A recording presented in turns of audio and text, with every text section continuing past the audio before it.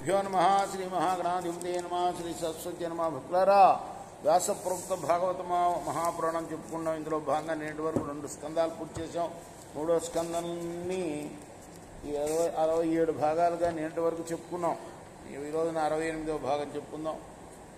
కపిలుడు తన తల్లి దేవహూతికి చెప్తున్న సాంఖ్యం, దాన్ని చెప్పుకుంటున్నాం మనం. త్రిగుణాత్మకం. ముందుగా వ్యాసులు అని ప్రార్థన చేసుకుందాం. వ్యాసాయ విష్ణురూపాయ వ్యాసరూపాయ విష్ణవే నమో వై బ్రహ్మణదియే వాసిష్ఠాయ నమో. సచిదానంద సద్గురు సాయినాథ్ మహారాజుకి జై. త్రిగుణాత్మకము, అవ్యక్తము, నిత్యము, సదాత్మకం, ప్రధానం అనేవి వరుసగా ప్రకృతి యొక్క విశేషాలు. ఈ విశేషాలతో కూడినది కనుక ప్రకృతిని విశిష్టం అని కూడా ప్రాజ్ఞులు అంటారు. ప్రకృతినే విశిష్టం అని కూడా పిలుస్తారు.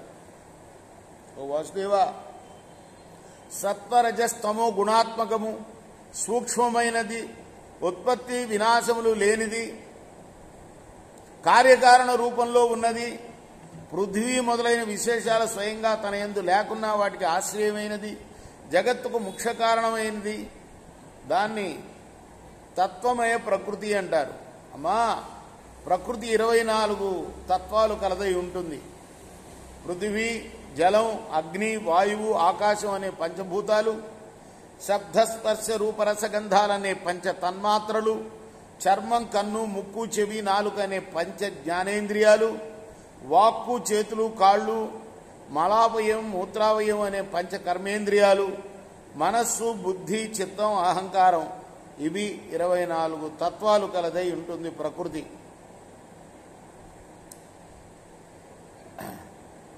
పరబ్రహ్మ ఈ 24 తత్వాలను అధిష్ఠించి బ్రహ్మాండ రూపంగా ఉన్నాడని మహర్షులు తెలుపుతారు.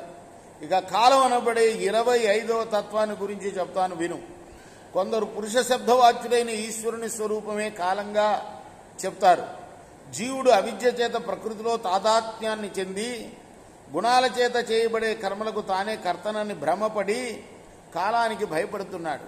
అహంకార మోహితుడై ప్రకృతితో సంబంధం పెట్టుకున్న పురుషుడు జీవుడై భయాదులను అనుభవిస్తాడు. ప్రకృతి గుణాలన్నింటిలో సమానంగా అంతర్యామి అయి నిర్విశేషుడై ప్రవర్తించేవాడు భగవంతుడు. ఆ భగవంతుని చేష్టా విశేషాలను కలగచేసేదే కాలం అని చెప్పబడుతుంది. అది కూడా జీవరాశుల్లో అంతర్యామిగా ఉన్నప్పుడు పురుషుడని, వానికి వెలుపల వ్యాపించి ఉన్నప్పుడు కాలం అని అనబడుతుంది. ఆ భగవానుడే తన మాయాశక్తి చేత ప్రాణులకు లోపల పురుష రూపంలో, బయట కాల రూపంలో వ్యాపించి ఉన్నాడు. ఆత్మ మాయ కారణంగా ప్రకృతి తత్వాల్లో విలీనమైన జీవుని వల్ల కుదిలింపబడినది, జగత్తుకు కారణమైంది అయిన ప్రకృతి యందు భగవంతుడు సృజనాత్మకమైన తన వీర్యాన్ని ఉంచాడు. అప్పుడు ఈ ప్రకృతి తనలో నుంచి హిరణ్మయమైన మహత్తత్వాన్ని పుట్టించింది. అనంతరం సకల ప్రపంచానికి మూలమైన వాడు, లయ విక్షేప శూన్యుడు అయిన ఈశ్వరుడు తన సూక్ష్మ విగ్రహంలో ఆత్మగతమైన మహదాది ప్రపంచాన్ని వెలిగిస్తూ తన తేజ ప్రసాదం చేత తనను నిద్రింపచేసే తమస్సును హరించేశాడు అని చెప్పి కపిలాచార్యుడు మళ్ళీ ఇలా అన్నాడు. గోవు యొక్క వెంట్రుకలో 1000వ భాగం ఉంటాట ఆయన ఆత్మ. అర్థమైందా?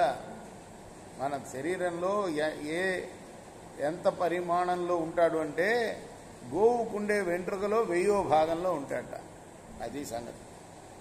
వాసుదేవం, సంకర్షణం, ప్రద్యుమ్నం, అనిరుద్ధం అనే దివ్యమైన ఈ 4 వ్యూహాలు ముల్లోకాల్లోనూ సేవింపదగినవి. వాటిని గురించి నీకు వివరించి చెప్తాను అంటున్నాడు. రేపు మనం వాటి గురించిన వివరాలు చెప్పుకుందాం. నిదానంగా చెప్పుకుంటేనే కొంచెం హరించుకోగలం. ఈ తత్వజ్ఞానం, సాంఖ్యం మహా కొరుకుడు పడని విషయం కదా. రేపు 69వ భాగంలో చెప్పుకుందాం ఆ విశేషాలు. శ్రీ సచ్చిదానంద సద్గురు సాయినాథ్ మహారాజ్ की जय. చేకోరా హారతి ఇదిగో సద్గురునాథ దేవ సాయినాథ. పాంచభౌతిక తత్వంలానే హారతులిత్తుమురా.